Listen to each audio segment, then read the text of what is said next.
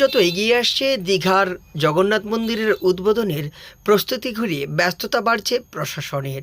মাঝে মাত্র আর কয়েকদিন তারপরেই দীঘায় শুরু হবে মহা আনন্দযজ্ঞ। তার একটাই নাম, দীঘা জগন্নাথ মন্দিরের উদ্বোধন। আর দীঘা জগন্নাথ মন্দির উদ্বোধনের প্রাক্কালে দীঘায় প্রশাসনের চরম ব্যস্ততা চোখে পড়ল। দীঘার জগন্নাথ মন্দিরের সামনের রাস্তায় জল স্প্রে করা হচ্ছে।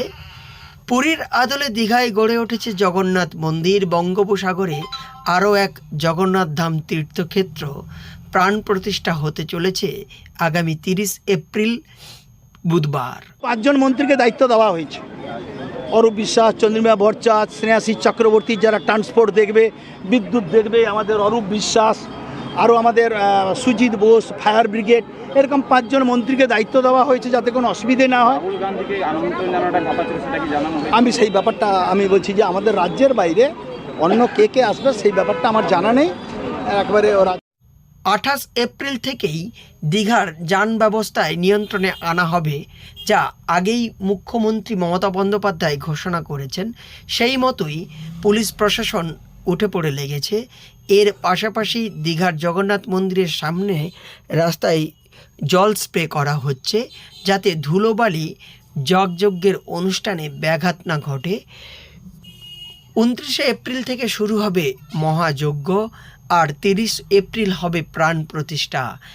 এই প্রাণ প্রতিষ্ঠার উদ্বোধনে উপস্থিত থাকবেন রাজ্যের মুখ্যমন্ত্রী ছাড়াও বিভিন্ন শিল্পপতি সহ বিভিন্ন আধিকারিক এবং ভিআইপি গেস্টরা। সেই মতো দীঘার জগন্নাথ মন্দিরের যজ্ঞের জন্য তৈরি হয়েছে খড়ের আটচালা।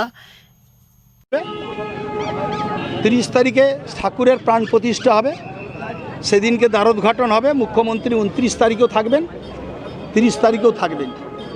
তারপর প্রাণ প্রতিষ্ঠা হওয়ার পরে ঠাকুর বসে যাওয়ার পরে প্রাণ প্রতিষ্ঠা হওয়ার পরে দ্বারোদ্ঘাটন হয়ে যাবে।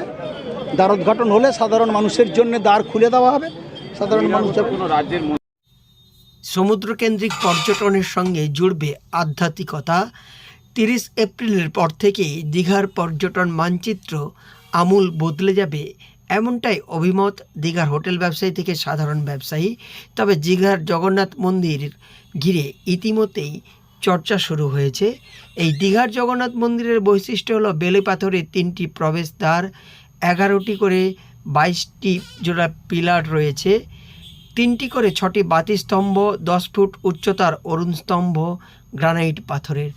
জগন্নাথ মন্দির নির্মাণ কাজ শেষ, উদ্বোধনের প্রস্তুতি তুঙ্গে।